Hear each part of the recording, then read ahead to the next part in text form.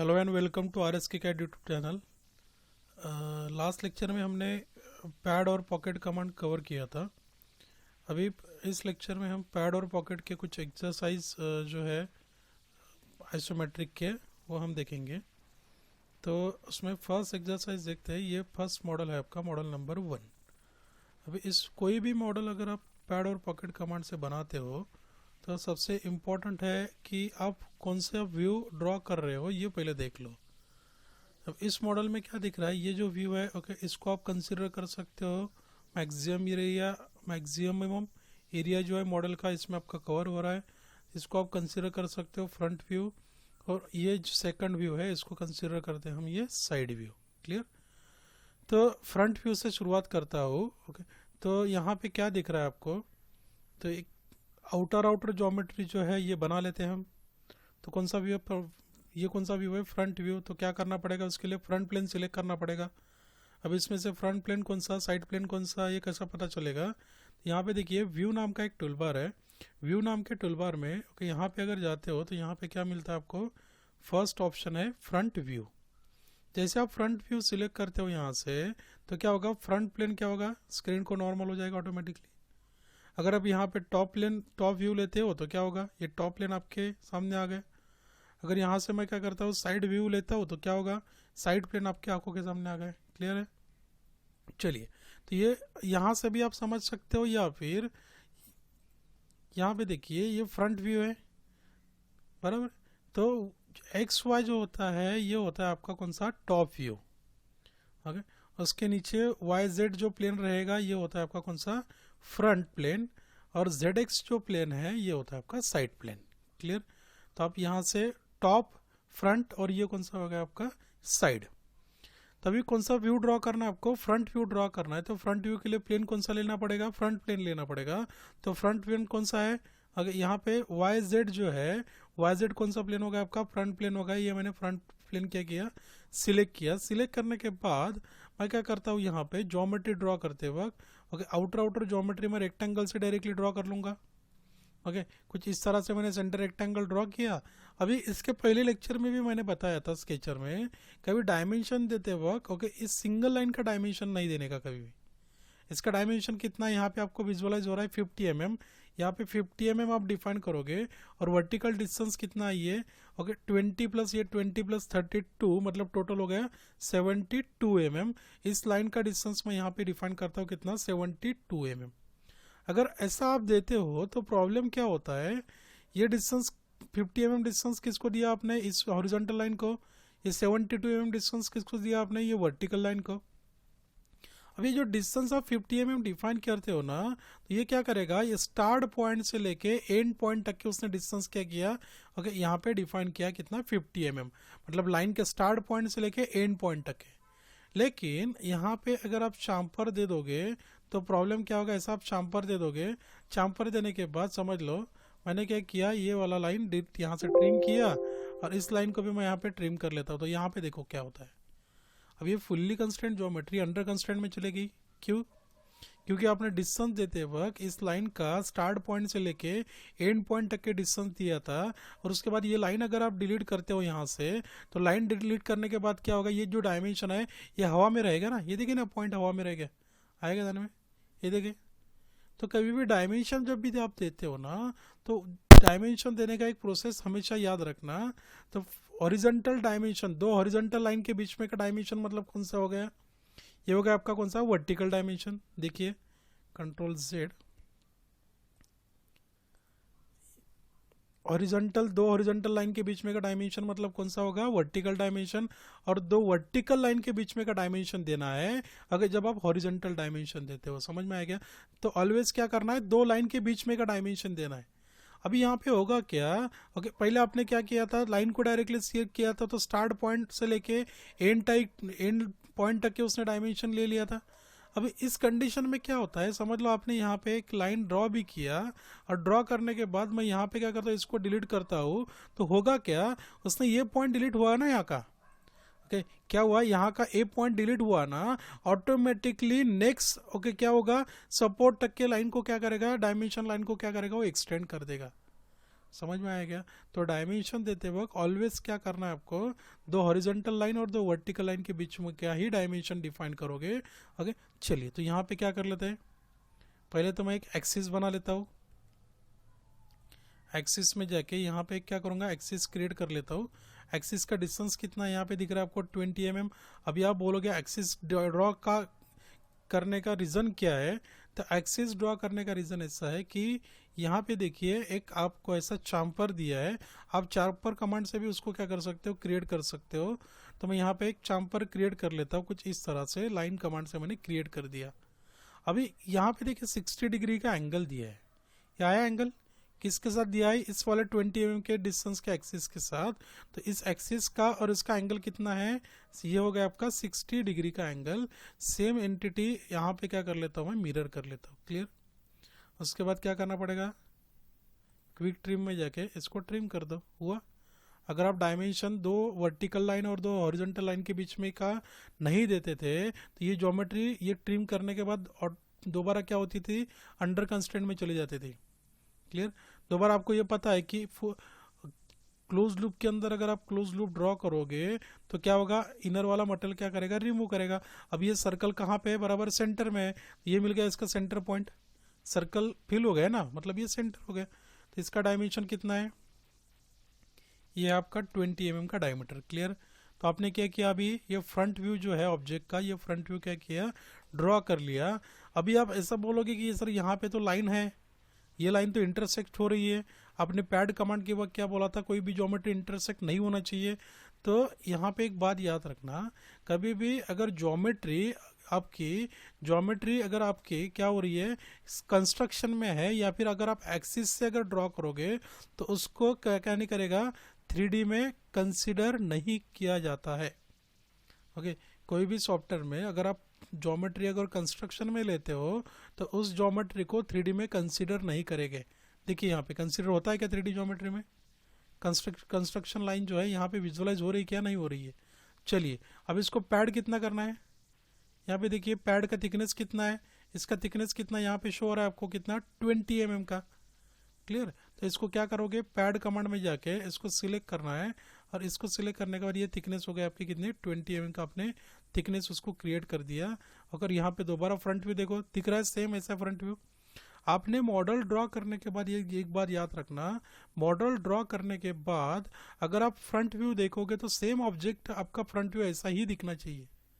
अगर आपने front view यहाँ पे फ्रंट व्यू ले लिया और फ्रंट व्यू कुछ इस तरह से अगर दिखता है, मतलब आपका ओरिएंटेशन क्या हो गया, ऑब्जेक्ट का गलत हो गया। समझ में? तो पहले ही ड्रॉ करते वक्त समझ लो आप कौन सा व्यू ड्रॉ कर रहे हो, फ्रंट व्यू ड्रॉ कर रहे हो तो फ्रंट प्लेन पे ही आना चाहिए। क्लियर? चलिए अभी आगे वाला पोर्शन बनाते हैं, ये प्लेट हम बना लेंगे आगे वाली। तो प्लेट कैसे बनाओगे, तो प्लेट बनाने के लिए आपको क्या करना पड़ेगा, स्केच कहाँ पे बनाओगे, अभी यहाँ पे देखिए क्या होता है। अभी आगे वाला पोर्शन अगर आप ये वाला बनाना है, ओके, तो आप तो यहाँ से क्या कर सकते हो, साइड व्यू ड्रॉ करके सिलेक्ट करके साइड प्लेन को सिलेक्ट करके इस तरह से बनाओगे और उसको क्या करोगे, बाद में पैड करोगे। ओके, या फिर दूसरा वे क्या है, दूसरा वे है तो यहाँ से ये आपका ये ऐसा यहाँ ज्योमेट्री बना लो, और इस ज्योमेट्री को क्या करना पड़ेगा, इस डायरेक्शन में आपको क्या करना पड़ेगा, पैड करना पड़ेगा। बराबर है? तो जिस किसी ऑब्जेक्ट में या फिर व्यू में आपको डायमेंशन दिया है ना, ओके, उस व्यू से आप उसको क्या कर सकते हो, ड्रॉ कर सकते हो। मैं दोनों भी आपको मेथड बता देता हूँ। या तो क्या कर सकते हो, आप इस फेस को सिलेक्ट कर सकते हो, इस फेस पे कौन सा व्यू बनाओगे, ये वाला व्यू बनाओगे। इस फेस को मैंने सिलेक्ट किया, और सिलेक्ट करने के बाद यहाँ पे क्या कर लेता हूँ, यहाँ पे क्या कर लूँगा मैं, कुछ इस तरह से मैंने रेक्टेंगल ड्रॉ कर दिया। इस लाइन को ओके, इस लाइन के साथ क्या कर लेता हूँ यहाँ पे कोइंसिडेंट, और साथ ही साथ इसको भी क्या करना पड़ेगा, इस वाली लाइन के साथ क्या करना पड़ेगा, कोइंसिडेंट। और इसका डिस्टेंस कितना दिया है यहाँ पे 20 mm दिया है, मैं 20 mm डिफाइन कर लेता हूँ। और ये जो डायमेंशन है ये है टोटल कितना आपका 30 mm। ओके, 30 mm कैसा पता चला गया, ओके, तो ये टोटल यहाँ से लेके यहाँ तक का कितना होगा, तो 50 माइनस ये 20 मतलब कितना निकलेगा 30 mm। 30 mm तो हो गया। उसके बाद क्या कर लेते हैं हम, उसके बाद क्या कर लेते हैं, इसको एग्जिट वर्क बेंच, और इसको क्या करना पड़ेगा, पैड करना पड़ेगा। कहाँ तक के पैड करोगे, अप टू प्लेन, इस प्लेन तक के आपने क्या किया, पैड किया, बन गया मॉडल ये ऐसा। क्लियर? या फिर अगर इसको ड्रॉ करना है तो आप कहाँ से शुरुआत कर सकते हो, इस फेस को मैंने सिलेक्ट किया, कौन सा फ्रंट व्यू देखिए, ये फेस को मैंने सिलेक्ट किया, और इस फेस को सिलेक्ट करने के बाद ओके यहाँ से क्या होगा, मटेरियल आगे आएगा ना कुछ इस तरह से। देखिए मैं यहाँ पे रैंडमली ड्रॉ करता हूँ, एग्जिट वर्कबेंच, और ये इसको क्या करूँगा, पैड करूँगा। देखिए पैड किया, कितना mm का पैड करना है, तो ये 30 mm का पैड करना है। देख लिया ये गैप क्यों आया है, क्योंकि आपने कोइंसिडेंट नहीं किया एग्जैक्ट। क्लियर है क्या? ठीक है। अभी यहाँ पे क्या होता क्या है, तो कटिया में ना ओके यहाँ पे कोई भी ज्योमेट्री अगर आप ड्रॉ करोगे ना तो एग्जिस्टिंग एंटिटी का रेफरेंस नहीं लेता है। देखो एग्जिस्टिंग एंटिटी को ये पकड़ नहीं रहा है। आप सॉलिड वर्क या फिर आप क्रियो या फिर एनएक्स के साथ अगर जाते हो ना, तो एग्जिस्टिंग एंटिटी जो आपके यहाँ पे एज है ना, ये एज को क्या करता है, ये रेफरेंस के ओके लिए क्या करेगा, पकड़ेगा। लेकिन यहाँ पे कटिया में नहीं पकड़ता है। तो अगर कटिया में रेफरेंस लेना है तो आपको क्या करना पड़ेगा, इस लाइन को इसके साथ कोइंसिडेंट करते बैठना पड़ेगा। यहाँ पे भी कोइंसिडेंट कर दो, इस ज्योमेट्री को भी यहाँ पे क्या करना पड़ेगा, कोइंसिडेंट करना पड़ेगा, और इस लाइन को भी क्या करना है, यहाँ पे आपको कोइंसिडेंट करना पड़ेगा। तो इसकी ज़रूरत नहीं है। तो उसके लिए आपके पास ऑप्शन क्या है कटिया में, अगर आप रेफरेंस लेना चाहते हो तो उसके पहले एक बात समझ लो। यहाँ पे एक कमांड है, कमांड का नाम क्या है, तो कमांड का नाम है प्रोजेक्ट 3D एलिमेंट। कहाँ पे, स्केचर में ही आपको एक कमांड मिलेगी। कमांड का नाम क्या है, प्रोजेक्ट 3D एलिमेंट। अब ये प्रोजेक्ट 3D एलिमेंट जो स्केचर में ओके हमने लेक्चर स्केचर के जो भी लिए है उसमें प्रोजेक्ट 3D एलिमेंट के वक्त मैंने बताया था कि ये कमांड आपकी 3D में यूज़ होगी। अभी प्रोजेक्ट 3D एलिमेंट का मतलब क्या होता है, समझ लो ये आपका यहाँ पे होल है। अभी मुझे क्या करना है, इसके आगे सेम डायमीटर का शाफ्ट क्या करना है, क्रिएट करना है। तो उसके लिए आपको दोबारा स्केच बनाना पड़ेगा। पैड करना है तो क्या करना पड़ेगा, स्केच बनाना पड़ेगा ना। लेकिन प्रोजेक्ट 3D एलिमेंट क्या करता है, तो प्रोजेक्ट 3D एलिमेंट ये जो एज रहेगी, इस एज को क्या करता है, प्रोजेक्ट करता है। मतलब यहाँ पे क्या करेगा, प्रोफाइल क्रिएट कर देगा। देखो प्रोजेक्ट 3D एलिमेंट में जाता हूँ और इस एज को मैंने क्या किया, सिलेक्ट कर दिया, येलो कलर का प्रोफाइल उसने बना दिया। वहाँ पे एग्जिट करोगे और एग्जिट करने के बाद अगर पैड में जाते हो और इस प्रोफाइल को सिलेक्ट करोगे, हो गया पैड। चाहते हो कि मुझे क्या करना है, ये जो यहाँ पे एक चाम्फर है, सेम चाम्फर के साइज का ही मुझे ऊपर क्या करना है, पैड करना है। तो क्या करोगे, इस वाले फेस को सिलेक्ट किया मैंने, सिलेक्ट करने के बाद डायरेक्टली कहाँ पे जाओ, प्रोजेक्ट में जाओ। एक अगर एज सिलेक्ट करोगे तो क्या होगा, एक ही एज को क्या करेगा, ये प्रोजेक्ट करेगा। लेकिन अगर ये फेस है तो फेस की जो भी बाउंड्री रहेगी ओके, आउटर बाउंड्री रहेगी, उस टोटल बाउंड्री को क्या कर लेता है, ये प्रोजेक्ट कर लेता है। देखिए यहाँ पे हो गया प्रोजेक्ट। क्लियर है क्या, समझ में है ना। प्रोजेक्ट मतलब जो भी आउटर बाउंड्री रहेगी, बाउंड्री के ऊपर क्या करता है, स्केच क्या करेगा, क्रिएट करेगा। क्लियर। अभी देखो तो मैंने यहाँ पे क्या किया, स्केच में जाता हूँ और स्केच में जाने के ये फेस सिलेक्ट किया, और सिलेक्ट करने के बाद मैं प्रोजेक्ट कर लेता हूँ। कौन सा एंटिटी को, इस एंटिटी को मैंने प्रोजेक्ट किया, बाद में ये एच को प्रोजेक्ट किया और ये इस एच को प्रोजेक्ट किया। अभी यहाँ पे प्रोजेक्ट करने का रीज़न मेरा क्या था, प्रोजेक्ट करने के बाद क्या होता है, ये देखो ये एंटिटी को पकड़ रहा है, आएगा। लेकिन अगर आप दोबारा इसके ऊपर अगर स्केच ड्रॉ करोगे तो प्रॉब्लम क्या होगा, ऑलरेडी तो आपने स्केच प्रोजेक्ट कर लिया, उसके ऊपर दोबारा क्या करोगे, आपने दोबारा एक स्केच ड्रॉ किया। तो पैड की जो कंडीशन थी, क्या कंडीशन थी, ओवरलैपिंग ज्योमेट्री क्या नहीं करेगा, पैड नहीं होगा। तो इस कंडीशन में प्रॉब्लम क्या होगा, यहाँ पे जाता हूँ पैड में, तो पैड में जाने के बाद ये देखो एरर दिखा रहा है, आएगा। एरर क्यों आया है, क्योंकि यहाँ पे क्या हुआ है, पहला आपने ज्योमेट्री प्रोजेक्ट किया और प्रोजेक्ट करने के बाद दूसरा स्केच उसके ऊपर बनाया ना। यहाँ पे देखिए ना, कंट्रोल Z करता हो तो क्या दिख रहा है, यहाँ पे आपने पहले से क्या किया था, पहले क्या किया था, इस एंटिटी को मैंने क्या किया, प्रोजेक्ट कर लिया है, बराबर है। अभी प्रोजेक्ट किया मतलब यहाँ पे इस एज के ऊपर उसने स्केच को क्रिएट कर दिया ना। तो दोबारा अगर इसके ऊपर अगर आप यहाँ पे दोबारा स्केच बनाओगे तो प्रॉब्लम क्या होगा, पहला तो यहाँ पे येलो कलर की लाइन थी, उसके ऊपर दूसरी लाइन ओवरलैप हो गई ना। ओके, लेकिन आपको प्रोजेक्ट किसके लिए करना है, सिर्फ रेफरेंस के लिए। नहीं तो अगर प्रोजेक्ट नहीं करोगे तो इस एज को पकड़ेगा नहीं, डायरेक्टली इस एज को पकड़ेगा नहीं। कंस्ट्रक्शन एलिमेंट क्या करोगे, ऑप्शन ऑन करोगे। अभी तो प्रोजेक्ट तो करना है, लेकिन किस में प्रोजेक्ट करोगे, कंस्ट्रक्शन में क्या करना है, इसको प्रोजेक्ट करना है। काम खत्म हो गया, ओके, तो इसको बंद कर दो, इस प्रोजेक्ट को भी बंद करोगे। ओके, अब ये कंस्ट्रक्शन में है, मैंने पहले बोला है कि कंस्ट्रक्शन ज्योमेट्री को 3D में कंसीडर नहीं कर, ओके, सॉफ्टवेयर क्या नहीं करेगा, उसको कंसीडर नहीं करेगा। ओके, तो इस एंटिटी को प्रोजेक्ट करने का रीज़न क्या है, अभी देखो ये एज पकड़ रहा है, बराबर आया क्या, यहाँ से लेके यहाँ तक का, कंट्रोल Z, सॉरी इस एज को सिलेक्ट किया फर्स्ट वाला, और ये हो गया आपका सेकंड यहाँ तक का। इसका डिस्टेंस कितना है, मैं डिस्टेंस दे देता हूँ किसका, इसका डिस्टेंस जो है कितना है, ये 20 mm एग्जिट वर्क बेंच। अब इसको पैड कितना करना पड़ेगा, तो पैड का डायमेंशन यहाँ पे दे दिया है। ओके, टोटल है 50। आपने स्केच बनाया इस वाले फेस से। ओके, मतलब ये तो टोटल कितना हो गया, यहाँ से लेके यहाँ तक का टोटल कितना है आपका 50 mm। आपने ये तो पहले से बना लिया है। ओके, तो ये कितना है 20 mm है, ये कितना था 20 mm, तो ये बचा कितना यहाँ से यहाँ तक का 30 mm का। चलिए, तो इसको क्या करना पड़ेगा, पैड कितना mm, 30 mm को क्या कर देता हूँ मैं, पैड कर लेता हूँ। क्लियर है, ऐसा भी बना सकते हो। अभी इस होल को आपको क्रिएट करना है, कौन सा, ये जो होल है इसको आपको क्रिएट करना है। तो कौन सा फेस सिलेक्ट करोगे, ये ब्लू कलर का फेस सिलेक्ट करोगे या ये पिंक कलर का फेस सिलेक्ट होगा। अगर आप ब्लू कलर का फेस सिलेक्ट करोगे, ये वाला फेस अगर सिलेक्ट किया स्केच ड्रॉ करने के लिए, तो क्या होगा, पैड मतलब या पॉकेट मतलब क्या होता है, पैड मतलब material addition normal to the sketching plane. Pocket मतलब क्या होगा, material remove normal to the sketching plane. अगर ये फेस है तो इसको नॉर्मल डायरेक्शन कौन सी जा रही है आपकी, ये वर्टिकल डायरेक्शन आ रही है ना, जेड डायरेक्शन। यहाँ पे दिख रहा है ना वर्टिकल डायरेक्शन कौन सी है, जेड। मतलब यहाँ पे अगर स्केच कोई भी ड्रॉ करोगे तो ड्रॉ करने के बाद पॉकेट करोगे तो क्या होगा, इस डायरेक्शन में पॉकेट होगा ना, ऐसा बराबर। लेकिन मुझे कौन से डायरेक्शन में पॉकेट करना है, ओके, इस डायरेक्शन में होल करना है। प्रैक्टिकली भी सोचोगे ना, अगर मुझे इस फेस पे होल करना है तो ड्रिल मशीन के ऊपर ये फेस ऐसा रखना पड़ेगा ना, बराबर। बाद में इसको नॉर्मल क्या होगा, ड्रिल होगा। ओके, ये फेस सिलेक्ट करोगे तो कौन से, इस फेस को क्या होगा, नॉर्मल ड्रिल होगा। चलिए, तो हम चलते हैं पैड स्केच में। इस फेस को मैंने सिलेक्ट किया, सिलेक्ट करने के बाद प्रोजेक्ट में जाता हूँ, कंस्ट्रक्शन एलिमेंट ऑन करूंगा, और कंस्ट्रक्शन एलिमेंट ऑन करने के बाद इस एज को मैंने क्या किया, यहाँ पे दोबारा प्रोजेक्ट कर लिया।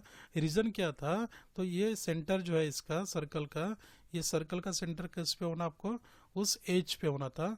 और इसका डायमीटर भी कितना दिया है 20 mm। यहाँ पे देखिए आई के डायमीटर ये दिख रहा है, रेडियस 10, मतलब डायमीटर कितना हो गया 20 mm। क्लियर है। अभी आप बोलोगे सर मुझे रिमूव तो कौन सा करना था, नीचे वाला ही मटेरियल रिमूव करना है, आपने ऊपर ज्योमेट्री क्यों बनाई। तो ऊपर ज्योमेट्री बनाते भी हो तो कोई प्रॉब्लम नहीं है, क्योंकि ऊपर में कोई मटेरियल नहीं है जो रिमूव हो सकता है। चलिए पॉकेट कर लेता हूँ, कितना mm का पॉकेट करना है, यहाँ पे दिख रहा है आपको 20 mm।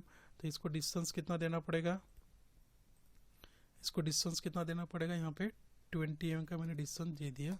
ओके, बन गया मॉडल आपका। अभी आप चाहते हो कि इसका फ्रंट व्यू देखना है, देख लो फ्रंट व्यू। इसका साइड व्यू देखना है तो आपका साइड व्यू सेम वैसे ही आना चाहिए। ओके, ये कौन सा राइट हैंड हो गया, लेफ्ट हैंड साइड व्यू देखो आएगा सेम।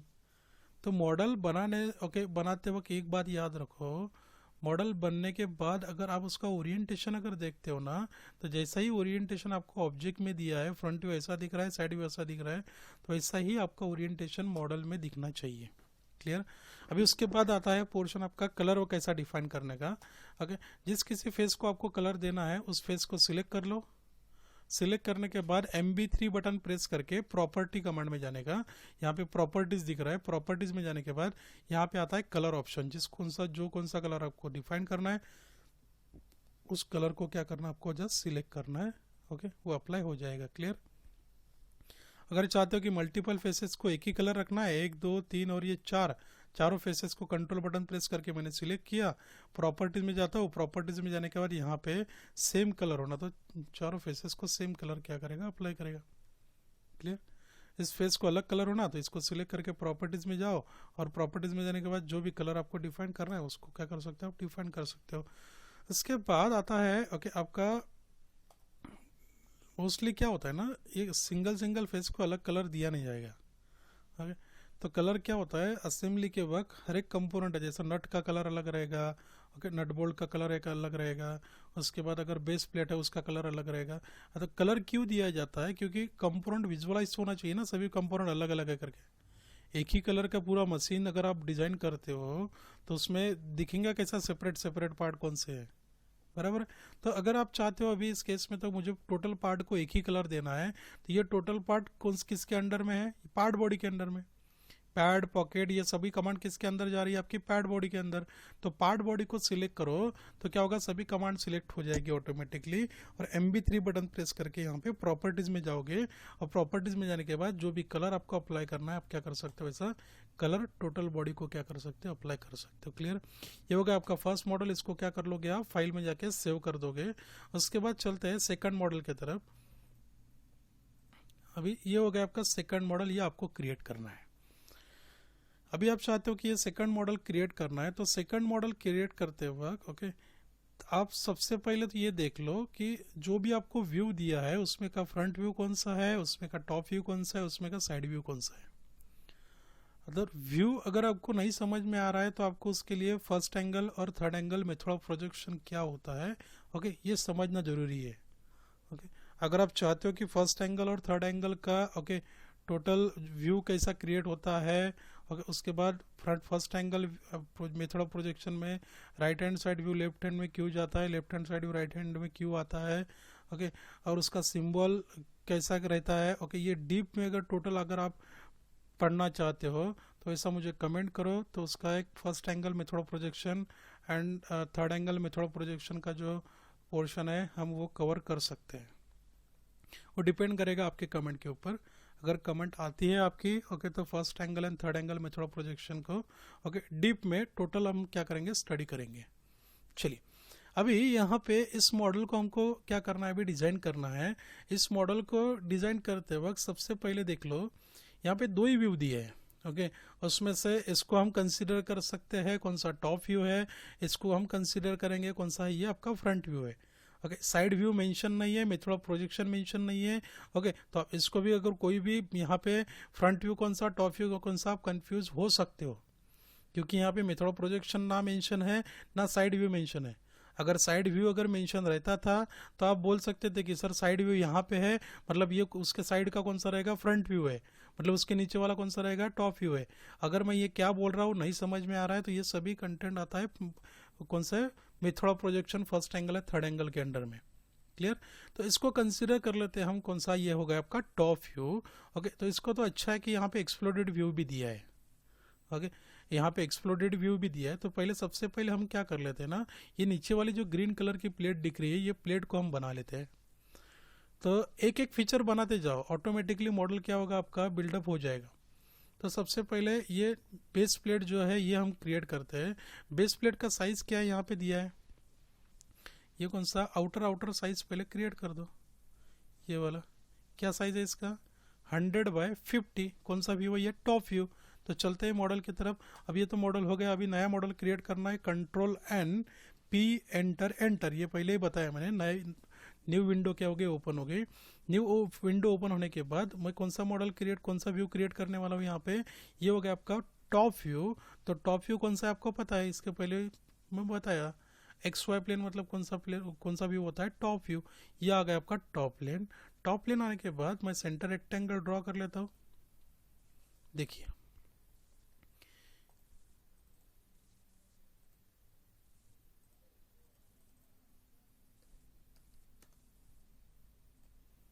यहाँ पे लेता हूँ मैं कितना,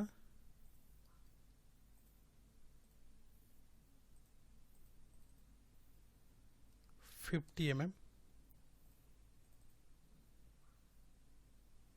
ये हो गया 100 mm। चलिए, क्लियर? तो यहाँ पे क्या है, रेडियस भी दिया है, कितना है रेडियस, 20 mm। आप बोलोगे 20 mm कैसा, तो यहाँ से सेंटर से लेके यहाँ तक का डिस्टेंस कितना है, ये दिख रहा है ना यहाँ पे कितना है, 20 mm, मतलब इसका रेडियस कितना है, 20 रेडियस। एक्चुअली ये रेडियस वगैरह जो फीचर होते हैं ना ये 2D में अगर क्रिएट नहीं किया जाता है, लेकिन अभी अपने 3D का फिलेट वगैरह कमांड हमने कवर नहीं किया है, इसलिए मैं इसको क्या करता हूँ अभी 2D में ही क्या करता हूँ, क्रिएट कर लेता हूँ। उसको 2D में क्रिएट क्यों नहीं किया जाता है, ओके, वो टोटल हम और फिलेट कमांड के वक्त हम पढ़ेंगे। ओके, लेकिन अभी अपने फिलेट कमांड जो है 3D का अपना नहीं हुआ है। ओके, तो हम यहाँ पे स्केचर में ही उसमें फिलेट को क्या करते हैं, क्रिएट कर लेते हैं। साथ ही साथ ये होल भी क्रिएट कर लेता हूँ, क्योंकि आपको पता है क्लोज लूप के अंदर अगर क्लोज लूप ड्रॉ करोगे तो क्या करेगा, वो मटेरियल क्या करता है, रिमूव करेगा। यहाँ पे मैं इसको 15 दे दूंगा, एग्जिट वर्कबेंच।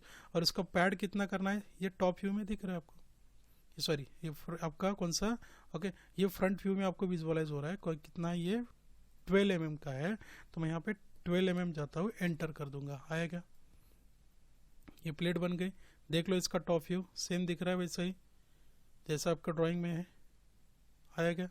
ये अभी उसका ओरिएंटेशन क्या होगा, गलत हो रहा है, आपका टॉप व्यू कैसा दिखना चाहिए था, ऐसा दिखना चाहिए था, लेकिन हुआ कैसा, ये देखिए ओरिएंटेशन मेरे से क्या हुआ, इसका ओरिएंटेशन क्या हुआ गलती से, ओके ऐसा होना चाहिए था, लेकिन मेरे से ओरिएंटेशन क्या होगा, ऐसा आ गया, ओके। तो इसको रीओरिएंट आप कर सकते हो, समझ लो प्रॉब्लम आता है तो मैं बताता हूँ। अभी येलो कलर का प्लेट बनाना है, कौन से फेस पे बनाऊंगा, ओके इस वाले फेस को बनाऊंगा, तो यहाँ से क्या होगा, ये प्लेट ऊपर के डायरेक्शन में जाएगा ना, ऊपर की डायरेक्शन मतलब कौन सी है आपकी, जेड डायरेक्शन, ये दिख रही है यहाँ पे, ओके। चलते हैं स्केच इस वाले फेस पे, इस फेस को सिलेक्ट करने के बाद मैं क्या करूँगा, प्रोजेक्ट कंस्ट्रक्शन, किस वाले को, इस एंटिटी को, इसको और इसको प्रोजेक्ट कर लेता हूँ। क्यों किया प्रोजेक्ट, मैंने समझ में आया ना आपको, ओके। अगर प्रोजेक्ट नहीं करता था तो इस एज को पकड़ता नहीं था ना यहाँ से, अब ये प्रोजेक्ट किया तो क्या होगा, यहाँ पे देखो इस एज को उसने पकड़ लिया, कितना ये डिस्टेंस, कितना ये आपका है 12 mm, ओके यहाँ पे मैंने 12 mm दे दिया, ये दिख रहा है ना यहाँ पे 12 mm,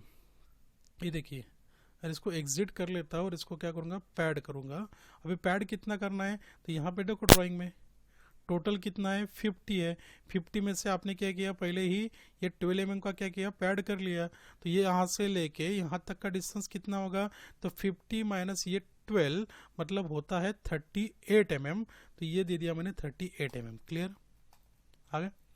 अभी उसके बाद क्या करना है, ये ग्रीन वाला जो पोर्शन है ये हम बना लेते हैं, कौन से व्यू में बना सकते हो, ओके। अगर मैं ये फेस को सिलेक्ट करूंगा, इस वाले फेस को पे के ऊपर क्या करता हूँ, ऐसा अगर रेक्टेंगल बना लेता हूँ, तो ये कौन से डायरेक्शन में मटेरियल एडिशन करेगा, इसको नॉर्मल डायरेक्शन कौन सा हो गया, यहाँ पे देखिए ना जेड डायरेक्शन है, मतलब इसको क्या करेगा, जेड डायरेक्शन में कुछ इस तरह से, ओके ऐसा क्या करेगा, मटेरियल क्या कर लेता है, ये ऐड करेगा ना, बराबर है, इस तरह से मटेरियल क्या करेगा, ऐड करेगा, सही है, ओके। तो हम चलते हैं कमांड के ऊपर, हम यहाँ पे स्केच ले लेते हैं।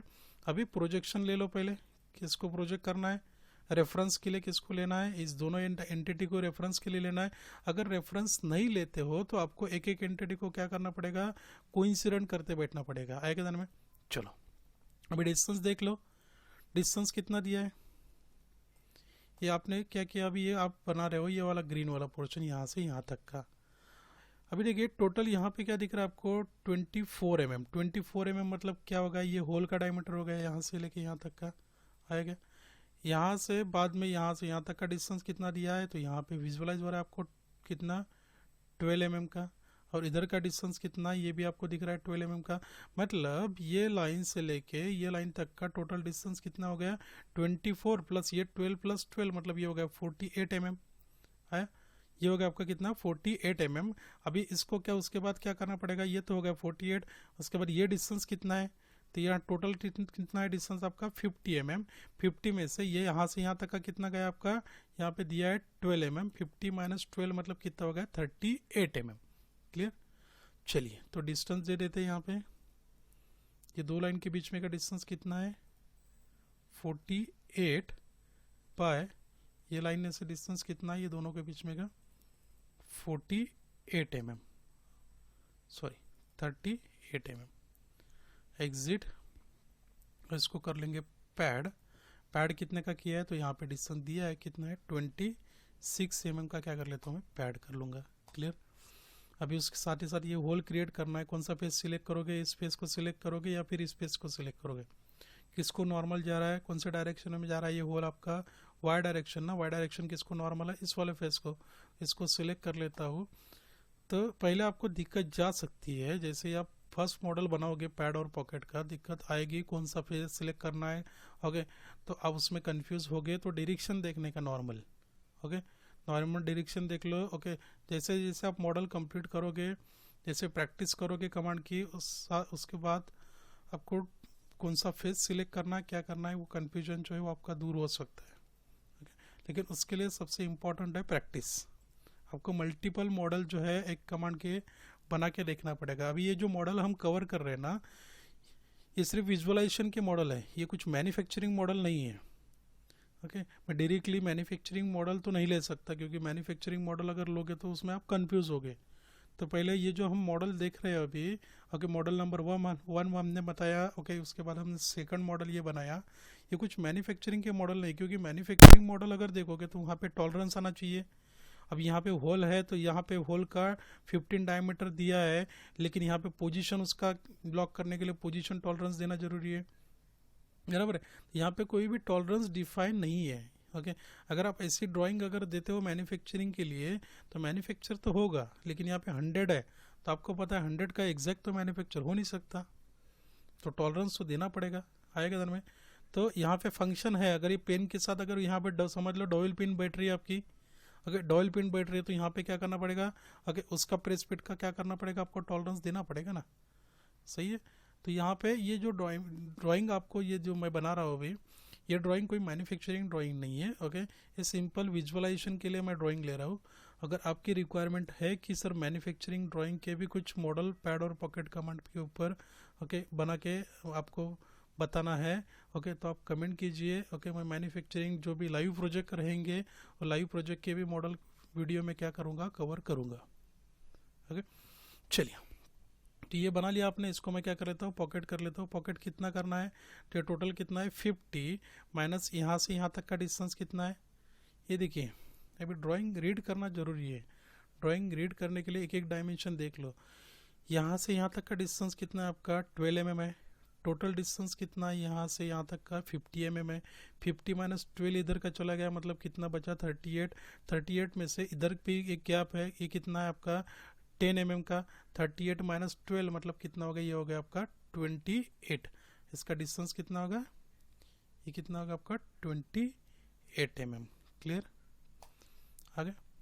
अब इसके बाद आता है कि यहाँ पे आपको उसके बाद दिखता है रिब।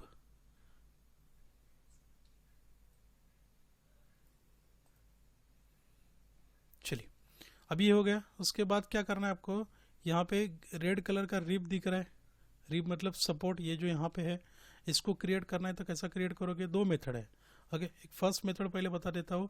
आप क्या कर सकते हो, इस वाले एज को सिलेक्ट करोगे, प्रोजेक्ट करना है तो इसको सिलेक्ट करोगे, और इस वाले को एंटिटी को मैंने सिलेक्ट किया, और यहाँ पे मैंने क्या किया, यहाँ पे कुछ इस तरह से रेक्टेंगल ड्रॉ कर लिया। इसका थिकनेस कितना है, इधर दिया है 10 mm का, ये आ गया आपका 10 mm का थिकनेस, यहाँ पे मैं डिफाइन कर लेता हूँ। क्लियर, ये यहाँ पे मैंने प्रोजेक्ट नहीं किया था इसलिए देखिए वाइट दिख रहा है आपको, इसको कोइंसिडेंट कर देता हूँ। चलिए, एग्जिट, और इसको क्या करना पड़ेगा, पैड करना पड़ेगा। कहाँ तक के पैड करोगे, सेम इस प्लेन के तक आएगा, अप टू प्लेन। उसके बाद आपको क्या करना पड़ेगा, दोबारा ये फेस को सिलेक्ट करोगे, प्रोजेक्ट कंस्ट्रक्शन, किसको, जो एंटिटी आपको यूज़ करना है ना उसको कंस्ट्रक्शन में करने की ज़रूरत ही नहीं है। ये दोनों को प्रोजेक्ट किया, ओके, और डायरेक्टली मैं यहाँ से यहाँ तक के क्या करूँगा, लाइन ड्रॉ कर लेता हूँ, क्लोज लूप फॉर्म हो गया। उसके बाद यहाँ पे क्या करूँगा, पॉकेट कर लेता हूँ। हुआ क्या, पॉकेट। तो अपने यहाँ पे पहले पैड किया, बाद में क्या करना पड़ेगा, उसको आपको पॉकेट किया। तो ऐसा ना करते हुए आप एक कमांड, सिंगल कमांड में इसको क्रिएट कर सकते हो क्या। तो सिंगल कमांड में अगर क्रिएट करना है तो आपको क्या करना पड़ेगा, कुछ इस तरह से ट्रायंगल आपको क्रिएट करना पड़ेगा ना। तो ट्रायंगल कैसा क्रिएट कर सकते हो, तो ट्रायंगल क्रिएट करने के लिए आप इसका बैक फेस सिलेक्ट कर सकते हो, ये वाला किया सिलेक्ट। और सिलेक्ट करने के बाद मैं इस एंटिटी को प्रोजेक्ट करता हूँ, इसको मैंने प्रोजेक्ट किया। बाद में क्या करना पड़ेगा, इन दोनों को क्या करना पड़ेगा, आपको कनेक्ट करना पड़ेगा। कनेक्ट करने के बाद यहाँ पे मैं पैड कर लेता हूँ। कितना पैड करना है, यहाँ पे दिख रहा है आपको थिकनेस कितना है, 10 mm का थिकनेस। डायरेक्शन क्या है, आउटर साइड चली गई, इसको क्या करता हूँ, रिवर्स डायरेक्शन कर लेता हूँ, आ गया 10 mm का थिकनेस। क्लियर है, ये दोनों मॉडल, आपका मॉडल ये भी क्या हो गया, आपका बन गया। उसके बाद कुछ इस तरह से मॉडल होते हैं पैड और पॉकेट कमांड के। ये मॉडल जो है 4th नंबर का हम बना के देखते हैं। तो नया विंडो हम लेते हैं, control N P, enter enter enter, okay. तो इसके लिए फर्स्ट क्या करेंगे, तो यहाँ पे देखिए दिख रहा है आपका फ्रंट व्यू, ये हो गया आपका कौन सा, टॉप व्यू। तो फ्रंट व्यू का ये जो ट्रायंगल है इसको हम क्रिएट करते हैं, जिसका साइज है 60 बाय 60। चलिए, कौन सा व्यू ड्रॉ कर रहे हैं हम, अभी फ्रंट व्यू ड्रॉ कर रहे हैं। तो क्या करेंगे, यहाँ पे फ्रंट प्लेन ले लेते हैं। फ्रंट के प्लेन के ऊपर मैं यहाँ पे क्या करूँगा, फर्स्ट ट्रायंगल ड्रॉ कर लेता हूँ। ट्रायंगल के लिए डायरेक्टली आपके पास कमांड कटिया में नहीं है, ओके। जैसे दूसरा सॉफ्टवेयर अगर सॉलिडवर्क अगर देखोगे तो वहाँ पे आप डायरेक्टली क्या कर सकते हैं, ट्रायंगल ड्रॉ कर सकते हैं। हम जैसे ही कटिया के वीडियो टोटल कंप्लीट हो जाएगी, बाद में सॉलिड वर्क और उसके बाद एनएक्स और क्रियो सॉफ्टवेयर जो है, ओके, क्रियो सॉफ्टवेयर के ऊपर भी हम वीडियो बनाने वाले हैं। क्रियो के बाद फिर आपका सॉलिड एज का पार्ट जो है, ओके, सॉलिड एज का भी पार्ट हम कवर करने वाले हैं। ओके, मतलब आपका CATIA, Solid Work, Creo, NX and Solid Edge, okay, ये सभी सॉफ्टवेयर के ऊपर हम डीप में, ओके, कोई भी कमांड ऐसी नहीं रहेगी।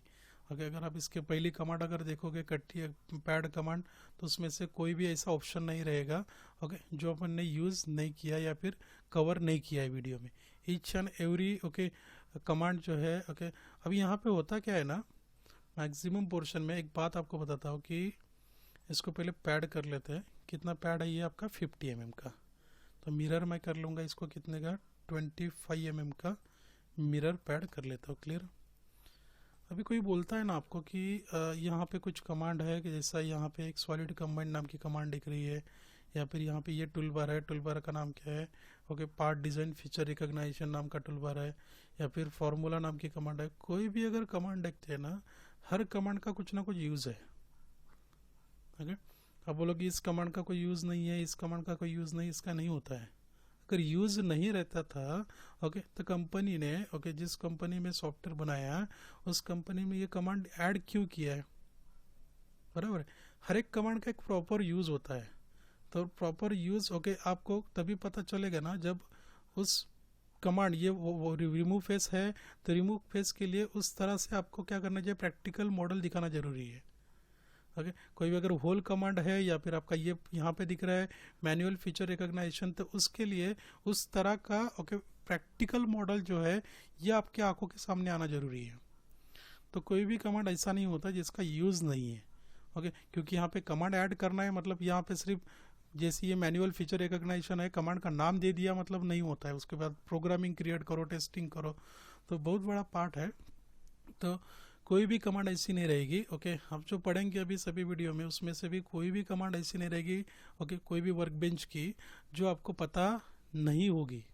Okay, each and every command जो है विथ प्रैक्टिकल एप्लीकेशन हम इसमें क्या करेंगे, कवर करेंगे। चलिए, तो अभी यहाँ पे ये स्लॉट क्रिएट करना है, तो सबसे इंपॉर्टेंट पोर्शन है इसमें का, ये स्लॉट क्रिएट करने के लिए आप प्लेन कौन सा सिलेक्ट करोगे। ओके, अब ये प्लेन अगर आपने ये सिलेक्ट किया तो होगा क्या, आपको पता है पॉकेट मतलब मटेरियल क्या होगा, रिमूव होगा normal to the sketching plane. ये प्लेन कैसा इंक्लाइंड है, तो इसको मटेरियल रिमूव होते वक्त भी कैसा जाएगा, इंक्लाइंड ही मटेरियल क्या होगा, रिमूव होगा, बराबर है क्या। ओके, चलो देखते हैं। मैं यहाँ पे रैंडमली पहले बना के दिखता हूँ, डायमेंशन नहीं दूंगा, डायरेक्टली यहाँ पे मैं कुछ इस तरह से मैंने स्केच किया, ड्रॉ किया, एग्जिट वर्क बेंच, और एग्जिट वर्क बेंच करने के बाद इसको क्या करता हूँ, पॉकेट कर लेता हूँ। कुछ इस तरह से इंक्लाइंड जा रहा है ना पॉकेट, क्यों इंक्लाइंड गया, क्योंकि ये फेस कैसा आपका इंक्लाइंड है। यहाँ पे देखिए ये फेस कैसा आपका इंक्लाइंड है, तो इसको क्या करेगा, अगर ये स्ट्रेट फेस रहता था तो उसको नॉर्मल कुछ इस तरह से जाता था। अगर ये फेस अगर इंक्लाइंड है तो मटेरियल रिमूव होते वक्त भी क्या करेगा, इसको इंक्लाइंड ही मटेरियल रिमूव होगा, क्योंकि पॉकेट मतलब material, okay, remove normal to the sketching plane, इसको नॉर्मलाइज किया, बराबर है। क्लियर है ये क्यों इंक्लाइंड गया। ओके, लेकिन आपको क्या करना है, ऐसा मटेरियल रिमूव नहीं करना है। ओके, आपको मटेरियल जो रिमूव करना है वो नॉर्मल होना चाहिए। देखिए फ्लैट दिख रहा है नीचे से, तो फ्लैट कब आएगा ये, ओके, फ्लैट कब आएगा, जब आप क्या करोगे, जब आप यहाँ पे, ओके, इसको क्या करना है, ये प्लेन आप सिलेक्ट करोगे, मिड प्लेन अगर सिलेक्ट करोगे तो मिड प्लेन को मटेरियल नॉर्मल कैसा, मटेरियल रिमूव कैसा होगा, इसको नॉर्मल डायरेक्शन, मतलब ये डायरेक्शन हो गई ना नॉर्मल डायरेक्शन। चलिए, तो हम बीच वाला प्लेन सिलेक्ट कर लेते हैं, और यहाँ पे देखिए साइज क्या है इसका, 30x30, सेंटर रेक्टेंगल, और यहाँ पे ये आ गया आपका कितना, यहाँ से लेके यहाँ तक का हो गया आपका ये डिस्टेंस 30 mm। ओके, और ये टोटल डिस्टेंस है यहाँ दोनों के बीच में का, ये भी हो गया आपका कितना, 30 mm।